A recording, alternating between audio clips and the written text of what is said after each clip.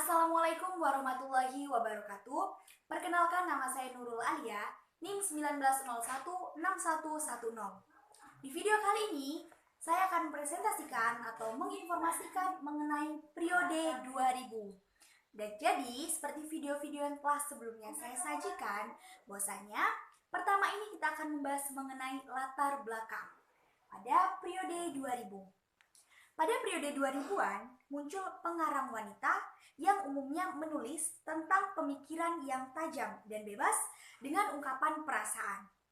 Ada di antara beberapa pengarang yang menyampaikan nuansa-nuansa erotik, hal-hal yang sensual bahkan yang seksual. Sastra angkatan 2000 sering disebut sebagai sastra mutakhir. Salah satu karya sastra yang berani tampil pada periode ini adalah Saman, yang diterbitkan atau dikarang oleh Ayu Utami dan dijadikan sebagai tonggak pembaharu sastra dalam sejarah sastra. Novel Saman yang diterbitkan pada tahun 1998 oleh Ayu Utami ini melahirkan wawasan estetik baru karena mencirikan teknis khas yang tampak pada pola kolase. Dan penamaan periode 2000 sementara masih dalam perdebatan antara para sastrawan.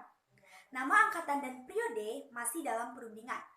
Diskusi tersebut, Maman menanyakan, apa perlu ada angkatan dalam sastra? Beliau ingin dalam periode 2000 ini tidak ada sastrawan yang diagungkan, hanya deskripsi karya dan prosa kreatif saja.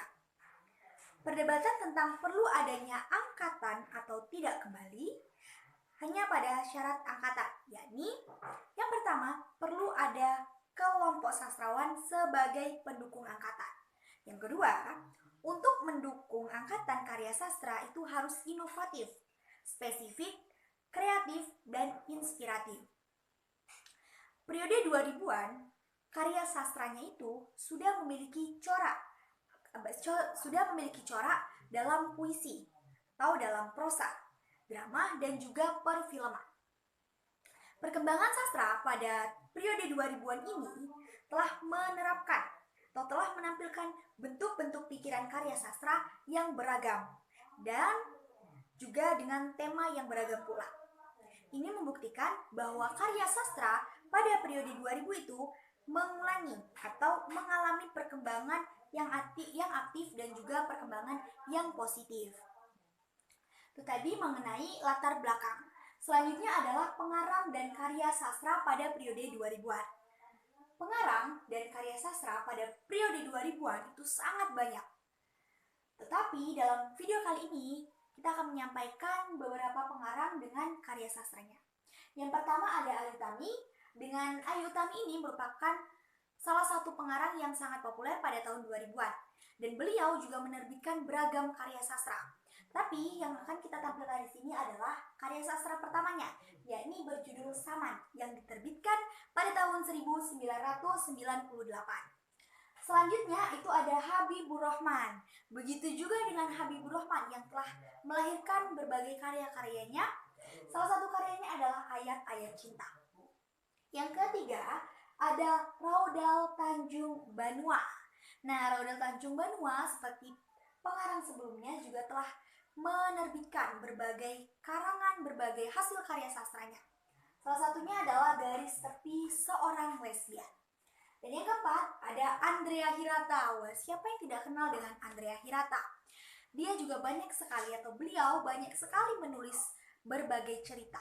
Salah satunya adalah Laskar Pelangi yang telah diterbitkan pada tahun 2005. Itu tadi beberapa pengarang dan karya sastra. Selanjutnya itu ada karakteristik dari periode 2000-an ini. Yang pertama, karakteristiknya adalah bahwa tema yang ada dalam karya sastra periode 2000 ini dia sangat mengangkat tema-tema sosial politik dan juga tema-tema romantik serta menyangkut seluruh aspek kehidupan. Yang kedua, terdapat revolusi tipografi atau tata wajah yang bebas aturan dan cenderung pada puisi konkret. Itu puisi yang dihasilkan tidak cenderung pada verbal saja, tetapi pada visual pula. Yang ketiga, adanya penggunaan wawasan baru ataupun estetika baru yang disebut sebagai antromorfisme, yaitu gaya bahasa sebagai penggantian tokoh manusia sebagai aku lirik dengan bentuk-bentuk. Yang keempat, genre yang muncul pada periode ini adalah cerpen, kemudian ada puisi, ada novel, drama, film, serta sandiwara. Yang kelima, bahasa yang digunakan adalah bahasa yang biasa digunakan oleh masyarakat sehari-hari. Dan yang keenam, ada pembaharuan terhadap model sastra lisan yang mengembalikan realitas fiktif pada realitas dongeng.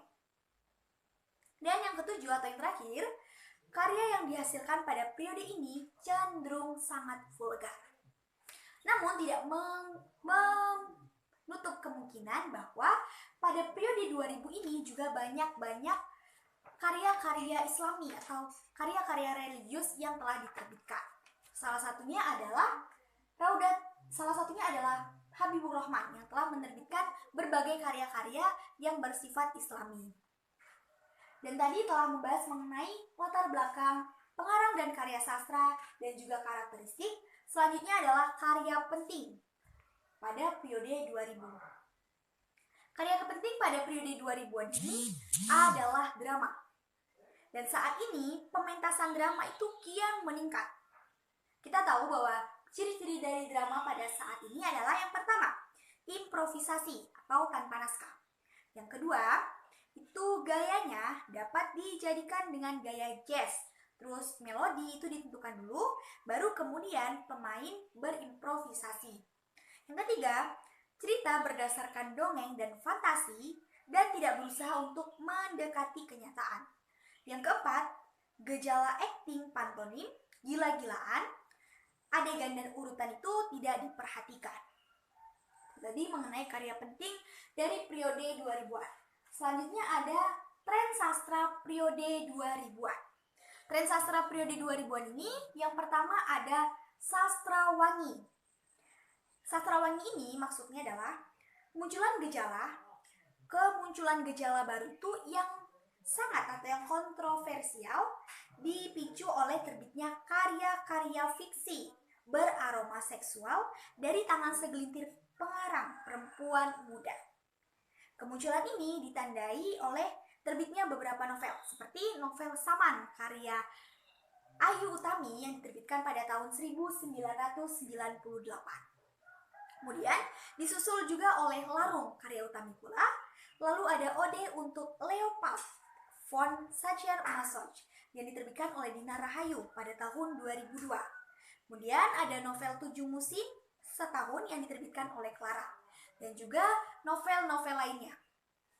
Nah, karya-karya tersebut itu sempat menimbulkan pro kontra di kalangan beberapa sastrawan maupun kritis sastra kontemporer. Dari satu sisi, itu dipandang telah memberikan kesegaran baru dalam estetik sastra Indonesia. Sedangkan di sisi lain, gagasan baru dalam estetik sastra ini sebagai kontroversi, terutama disulur oleh keberanian pengarang dalam dobrakan radikal, yakni mereka mengungkapkan ketabuhan dan juga keliaran seksual secara gamblang tanpa tedeng aling-aling dan juga rasa sangat vulgar sehingga cenderung menjerumus pada pornografi. Yang kedua ada cyber sastra. Nah, cyber sastra ini adalah era internet yang memasuki komunitas sastra di Indonesia. Banyak karya sastra Indonesia yang tidak dipublikasi berupa buku, namun sudah termaktub di dalam dunia maya atau internet. Itu baik yang dikelola oleh situs-situs resmi oleh pemerintah maupun organisasi non-profit dan bahkan situs pribadi. Itu tadi mengenai tren sastra periode 2000-an. Selanjutnya adalah perbedaan antara periode 70, periode 80, dan periode 2000-an. Jadi, pada periode 70-an kita tahu bahwa pada periode 70-an itu telah mengabaikan unsur makna, kemudian penuh semangat untuk eksperimentasi, lalu beraliran surrealistik, dan dalam drama pemain lain sering improvisasi. Dan pada periode 80-an didominasi oleh roman percintaan dan konvensional. Artinya di sini tokoh antagonis selalu mengalami kekalahan dan tumbuhnya sastra itu beralih ke pop. Lalu karya sastra itu tersebar luas di berbagai majalah dan juga di berbagai terbitan atau di berbagai penerbitan umum. Lalu pada periode 2000-an disebutkan bahwa karyanya itu cenderung vulgar dan mulai bermunculan fiksi-fiksi Islami. Lalu muncul cybersastra di berbagai internet. Dan yang terakhir itu adalah bahasanya yang kerakyat jelataan. Nah, itu tadi mengenai periode 2000-an yang telah saya sampaikan. Dan saya mengucapkan terima kasih atas segala perhatiannya. Kita tahu bahwa manusia adalah tempatnya khilaf, manusia adalah tempatnya lupa, serta manusia adalah tempatnya salah. Karena itu saya yakin dalam pembuatan video yang telah saya sajikan banyak sekali kesalahan yang telah saya lakukan. Oleh karena itu saya mohon maaf atas segala yang telah saya perbuat. Dan saya akhiri dengan kata wabillahi taufiq wal hidayah. Wassalamualaikum warahmatullahi wabarakatuh.